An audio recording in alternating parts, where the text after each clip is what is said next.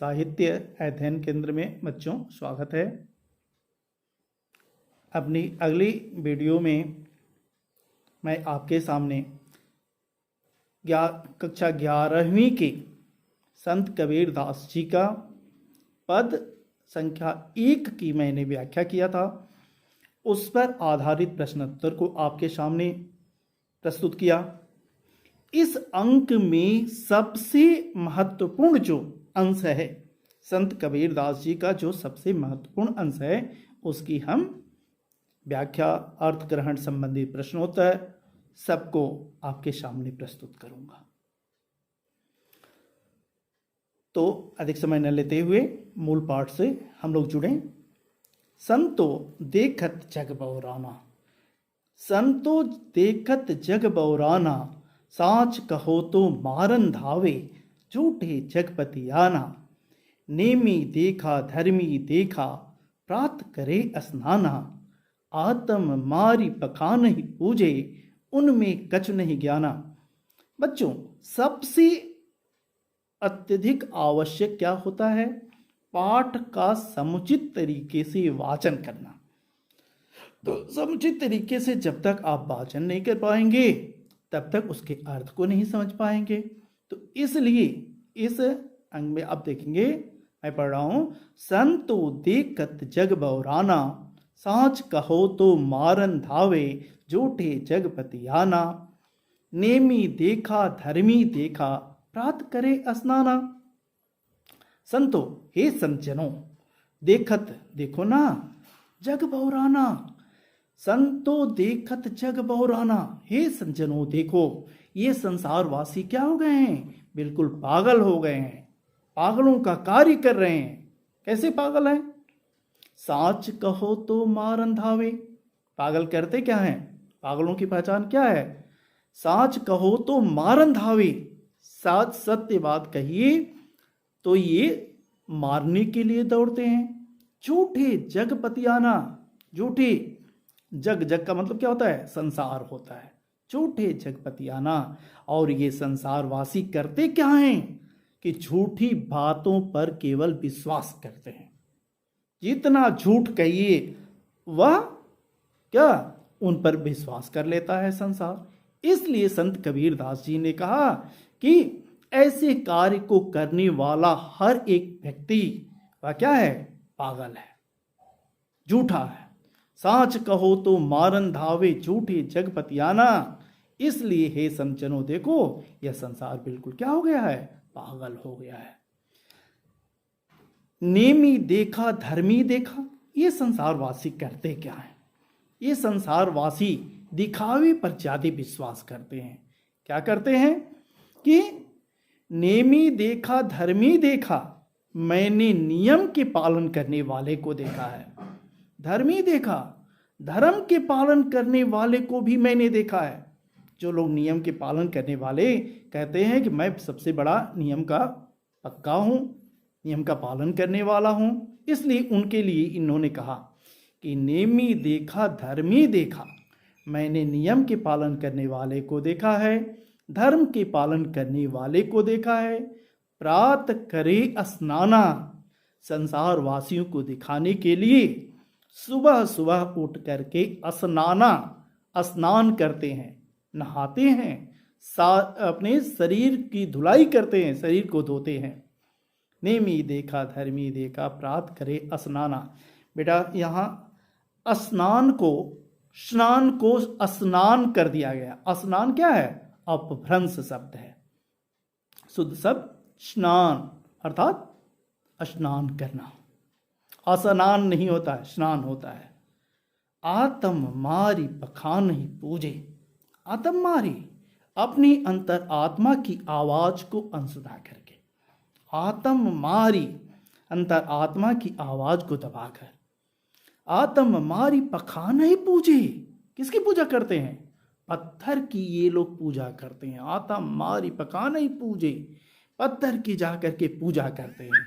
आत्म मारी पखान ही पूजे, उनमें कछु नहीं ज्ञाना, उसमें किसी प्रकार का कोई ज्ञान नहीं है। इससे उनको किसी प्रकार के ज्ञान की प्राप्ति नहीं हो सकती है। आतम मारी पका नहीं पूजे उनमें कछु नहीं ज्ञाना। पत्थर को पूजने से ईश्वर की प्राप्ति कदापि नहीं होगी। इसलिए तो इन्होंने खंडन किया था कि पाहन पूजे हरि मिले तो मैं पूजू पहाड़। क्या पत्थर को पूजने से ईश्वर की प्राप्ति होती है? इसलिए कबीरदास जी ने कहा था, अर्थात पत्थर की पूजा करने से ईश्वर की प्राप्ति नहीं होती है। इन्होंने कहा कि बहुतक देखा पीर औलिया। अभी अब तक तो हिंदू लोगों की इन्होंने जम करके क्लास लिया, उनकी अवहेलना किया। क्या आशा यह कि पत्थर पूजा करते हो, पत्थर में तुम भगवान खोजते हो, तुमको पत्थर से भगवान की प्राप्ति होने वाली नहीं है। इसलिए अब इनके बाद में जो भी और थे मुसलमान भाई, वो बहुत ही प्रसन्न हो गए। तो उनको भी उनकी निंदा करते हुए, उनका क्लास लगाते हुए कहा क्या कि बहुतक देखा पीर औलिया, मैंने बहुत सारे मुस्लिम साधु संतों को भी देखा है। क्या करते हैं कि पढ़े किताब कुराना, वह कुरान शरीफ का पाठ तो करते हैं, कुरान शरीफ की ऋचाओं को पढ़ते हैं। क्या करते हैं कि पढ़े किताब कुराना, पढ़े का मतलब पढ़ते हैं, किताब का मतलब किताब, अब भ्रम शब्दों का प्रयोग किया गया है। कुराना माने मुस्लिम धर्म की पवित्र पुस्तक कुरान शरीफ, पीर औलिया मुस्लिम संत, बहुतक देखा, बहुत सारे को देखा है। कहे मुरीद तदबीर बतावे, मुरीद का मतलब शिष्य, मुरीद का मतलब क्या होता है? शिष्य होता है। तदबीर का मतलब क्या होता है? उपाय होता है। कहे मुरीद तदबीर बतावे, वे अपने शिष्यों को वही उपाय बताते हैं, उनमें वह जो ज्ञान, उनमें जिस प्रकार का जो ज्ञान है, अपने उसी ज्ञान से उनको अवगत कराते हैं। तो कबीर साहब ने कहा कि वह वास्तविक रूप से संसार को धोखा देते हैं, वह संसार को धोखा देने के लिए ऐसा कार्य करते हैं।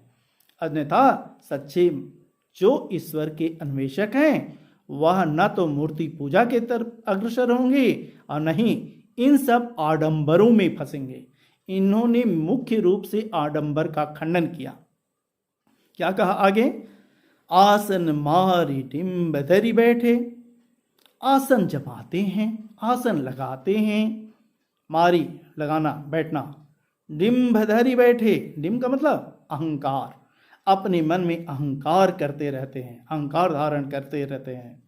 आसन जमाते हैं, अहंकार से परिपूर्ण होकर के बैठते हैं। मन में बहुत गुमाना, गुमान मतलब अहंकार, मन में बहुत बड़ा गुमान रहता है, मन में बहुत बड़ा अहंकार रहता है कि हमसे बढ़ कर के इस दुनिया में कोई नहीं है, हम मुस्लिम धर्म के सबसे सच्चे पथ प्रदर्शक हैं। यही उनका अहंकार उनके विनाश का कारण बनता है। तो इन्होंने कहा कि आसन मारे डिम्ब धरी बैठे, मन में बहुत गुमाना, पीपर पाथर पूजन लागे। हिंदू की अवहेलना करते हुए इन्होंने कहा कि पीपर पाथर, पीपर की ये पूजा करते हैं, पाथर पत्थर की पूजा करते हैं। पीपर पाथर पूजन लागे, तीर्थ गर्व भुलाना, तीर्थ एक तीर्थ से दूसरे तीर्थ की तरफ पहुंच जाते हैं। क्या करते हैं? पीपर पाथर पूजन लागे, पीपल की पूजा करते हैं, पत्थर की पूजा करते हैं। पत्थर का पूजा करने से मतलब क्या है बेटा? पत्थर की पूजा करने से मतलब यह है कि मंदिर में जा करके जिस मूर्ति की हम पूजा करते हैं, वह मूर्ति की पूजा करना क्या है? पत्थर की पूजा करना है। और पीपल क्या है? हिंदू धर्म में पीपल को सबसे महत्वपूर्ण वृक्ष माना जाता है, उस पर कोटि कोटि देवताओं का वास माना जाता है। इसलिए लोग जाकर के पीपल की आराधना करते हैं, मंदिर में जाकर के मूर्ति की पूजा करते हैं। मूर्ति पूजा का इन्होंने खंडन किया, इसलिए इस पंक्ति को इन्होंने अपने काव्य में उद्धृत किया कि पीपर पाथर पूजन लागे, तीर्थ तीर्थ, यह अपभ्रंश है, जिसका शुद्ध करेंगे तो आपको होगा, मिलेगा क्या? तीर्थ, तीर्थ गर्व भुलाना, अपने अहंकार में पड़ करके एक तीर्थ से दूसरे तीर्थ तक घूमते रहते हैं, एक तीर्थ से दूसरे तीर्थ तक जाते हैं। क्यों? इसलिए कि मैं इस तीर्थ को कर रहा हूं, यह उनका अहंकार बोलता है। इसका इन्होंने खंडन किया कि तीर्थ गर्व भुलाना, टोपी पहिरे माला पहिरे, टोपी पहनते हैं, माला पहनते हैं, छाप तिलक अनुमाना, अपने शरीर पर ठप्पा लगाते हैं। मतलब क्या? टोपी पहनने से हम कबीर साहब बन जाएंगे? नहीं, टोपी पहनने से कोई मतलब नहीं है। मन में ज्ञान रखने से, हृदय में ज्ञान होना चाहिए। तो इन्होंने कहा कि टोपी पहिरे, टोपी पहन करके ये दिखावा करते हैं, आडंबर करते हैं। माला पहिरे, माला पहनते हैं, क्या करते हैं? दिखावा करते हैं, ढोंग करते हैं। टोपी पहिरे माला पहिरे, छाप तिलक अनुमाना, छाप ठप्पा लगवाते हैं। अनुयायी बनने के लिए लोग क्या करते हैं? पहले आप देखे होंगे देहात साइड में गोदना गोदते थे, राम नाम लिखवा लेते थे। वैसे ही लोग उस पैगंबर का, उस अनुयायी का ठप्पा लगवा लेते हैं कि मैं उसका ये अनुयायी हूं। तिलक, टीका लगा लेते हैं। टीका लगा लेने से क्या आप उनके भक्त बन गए? नहीं, ऐसा करने से ईश्वर की प्राप्ति होने वाली नहीं है। कबीर साहब ने इन सभी तथ्यों का खंडन किया कि ये दिखावा है, आडंबर है, ढोंग है, इससे आपको ईश्वर की प्राप्ति होने वाली नहीं है। क्या कहा? साखी शब्द ही गावत भूले, साखी को गाते हैं। शब्द ही, शब्द, आपको पता है कि कबीर बीजक में ये तीनों ही रूप होते हैं। क्या क्या? साखी, शब्द और रमैनी, साखी, शब्द और रमैनी। तो इन्होंने कहा कि साखी को गाते हैं, शब्द को गाते हैं, अर्थात कबीर साहब के अनुयायी बनते हैं, लेकिन उनके अनुसार चलने की कोशिश नहीं करते। साखी शब्द गावत भूले, आत्म खबर ही न जाना, अपने अंतर आत्मा की खबर ये जानते ही नहीं है, केवल साखी शब्द को गाते हैं। अब आप बताइए, देखिए कितना बढ़िया उदाहरण कि हम यदि दवा का सेवन न करें, केवल दवाओं का नाम याद कर लें, क्या रोग ठीक हो जाएगा? कदापि रोग ठीक होने वाला नहीं है। दवा का यदि आप सेवन करते हैं तो तब जाकर के आप उस रोग से निजात पा सकते हैं, उस रोग से छुटकारा पा सकते हैं। केवल दवाओं का नाम याद करने से आपको इसकी प्राप्ति होने वाली नहीं। तो वही इन्होंने कहा कि साखी शब्द ही गावत भूले, आत्म खबर ही न जाना, अपने ये अंतर आत्मा की खबर को जानते नहीं हैं, अपने अंतर आत्मा की खबर इनको पता नहीं रहती है। हिंदू कहे मोहि राम प्यारा, इन्होंने कहा कि ये आडंबर का सबसे प्रमुख इनका ये कारण है। क्या? हिंदू कहे मोहि राम प्यारा, तुर्क कहे रहीमाना। ये हिंदू मुस्लिम आपस में दोनों एक दूसरे को नीचा दिखाने के लिए क्या करते हैं? हिंदू कहे मोहि राम प्यारा, हिंदू कहते हैं कि हमारे देवता, हमारे आराध्य राम बड़े हैं। तुर्क कहे रहीमाना, तुर्क का मतलब मुसलमान, और मुसलमान भाई कहते हैं कि रहीमाना, नहीं नहीं, राम बड़े नहीं हैं। कौन? रहीम बड़े हैं। अरे राम और रहीम तो दोनों ही एक ही ईश्वर के नाम है, तो तुम राम और रहीम के चक्कर में पड़ करके क्यों आपस में लड़ रहे हो?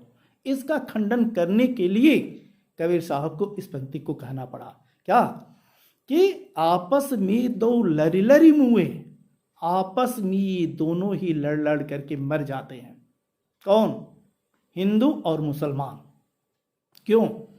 हम बड़े तो हम बड़े के चक्कर में, हम बड़े हैं तो हम बड़े के चक्कर में ये कह करके दोनों ही लड़ते रहते हैं, चाहे वो हिंदू हो अथवा मुसलमान हो। आपस में दो लरी मुए, ये दोनों आपस में लड़ लड़ करके मर जाते हैं। और क्या? मर्म न काहू जाना, मर्म का मतलब भेद, काहू कोई, न जाना नहीं जानते, न राम का भेद जाने न रहीम का भेद जाने, आपस में दोनों राम बड़े तो रहीम बड़े कह कह करके मरते रहते हैं, लड़ते रहते हैं। इन लोगों से बढ़ करके पाखंडी अंधविश्वासी अभी आज तक मैंने नहीं देखा। ऐसा मैंने नहीं कहा, किसने कहा? संत कबीर साहब कहते हैं। घर घर मंत्र देत फिरत हैं। ये क्या करते हैं? अपने अहंकार का प्रदर्शन, आडंबर का प्रदर्शन करने के लिए ये करते क्या हैं कि घर घर मंत्र देत फिरत हैं। घूम घूम करके घर घर मंत्र घर घर मंत्र देत फिरत हैं। घूम घूम करके घर घर जा जा करके दूसरों को मंत्र बांटते रहते हैं कि इस मंत्र का जाप करो, तुम्हें ईश्वर की प्राप्ति हो जाएगी। कबीर साहब ने एक जगह लिखा है, पंडित बाद बदंती छूठा, राम कया दुनिया गति पावे, खाड़ कया मुख मीठा, नर के साथ सुहा हरि बोले, हरि प्रताप न जाने, जो कबहू उड़ जाई जगन में, बहुरिन सुरते आणे। तो केवल हम मिठाई मिठाई मिठाई मिठाई सुबह से शाम तक कहें मुंह मीठा हो जाएगा? नहीं। वैसे ही केवल यदि हम ईश्वर का नाम लेते हैं, राम राम कहते हैं, हमें मुक्ति मिल जाएगी? नहीं। इसका इन्होंने खंडन किया कि यह आडंबर है, यह ढोंग है, यह दिखावा है, इससे आपको ईश्वर की प्राप्ति होने वाली नहीं है। इसलिए इन्होंने कहा कि घर घर मंत्र देत फिरत हैं, महिमा की अभिमाना, अपनी महिमा में पढ़ करके ये घर घर जा करके शिक्षा देते रहते हैं। अभिमाना गर्व और अहंकार विनाश की जननी है, आपको पता है। गुरु के सहित सिख सब बूढ़े, ऐसा करने वाले गुरु के साथ साथ, गुरु के सहित सिख शब्द लगाया गया, शुद्ध शब्द करेंगे तो शिष्य हो जाएगा।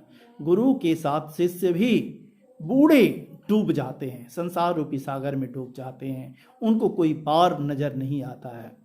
जाको गुरु है आंध्रा, चेरो है बहिरन, अंधे अंधा ठेलिया दोनों को परन। ऐसा करने वाले दोनों कुएं में गिर जाते हैं, दोनों का उद्धार नहीं होता है। तो इन्होंने कहा कि गुरु से सहित सिख सब बूढ़े, अंत काल पछताना।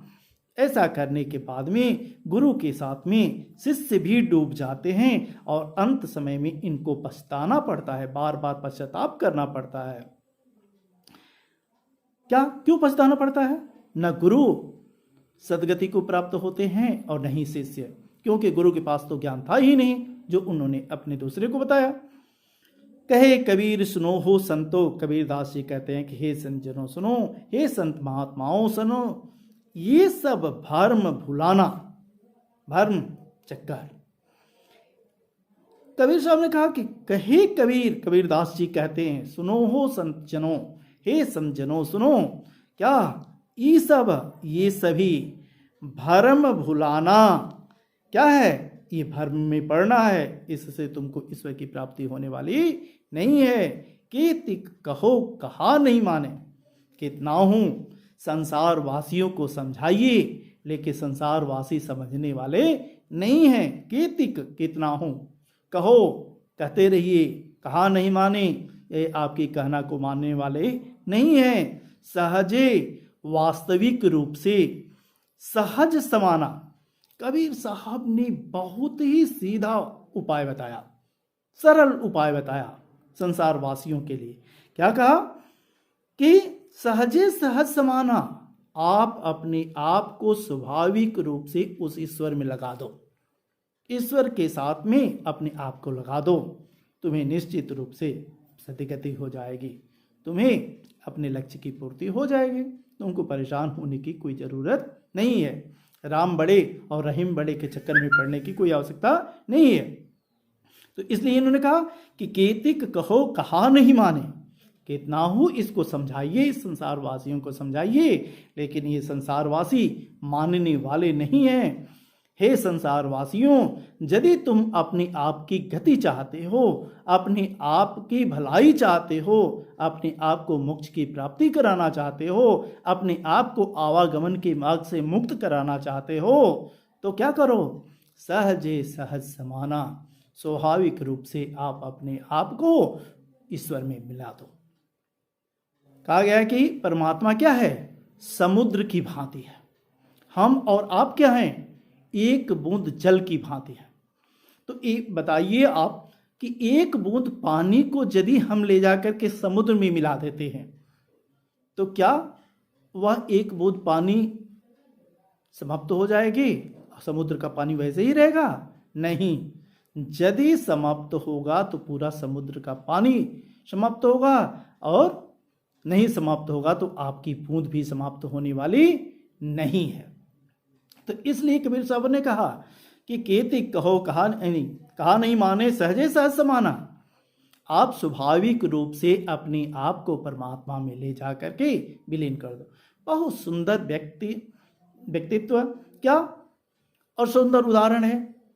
कैसे मिला सकते हैं हम? आत्मा और परमात्मा के बीच में केवल एक शब्द लगा होता है, और वह है क्या चीज? परम। वही परम यदि लग जाता है तो परमात्मा हो जाता है। परम को हटा देंगे आप, दीर्घ संधि है, दीर्घ संधि के हिसाब से उस शब्द को तोड़ दीजिए। परम प्लस आत्मा परमात्मा, और परम को हटा दीजिए तो वह आत्मा। जीव के साथ में आत्मा को जोड़ दीजिए तो क्या? जीवात्मा। तो परमात्मा और जीवात्मा। जीवात्मा जब भक्ति भाव रूपी साधना रूपी ताप के द्वारा उस परम को प्राप्त कर लेता है तो वही जीवात्मा क्या? परमात्मा बन जाता है। यही कबीर साहब ने बताया कि अपने आप को यदि तुम स्वाभाविक रूप से ईश्वर में विलीन कर देते हो तो तुमको डरने की कोई आवश्यकता नहीं होगी, और इस तरीके से तुम मुक्ति को प्राप्त कर लोगे, सद्गति को प्राप्त कर लोगे, तुम्हारा कार्य सिद्ध हो जाएगा।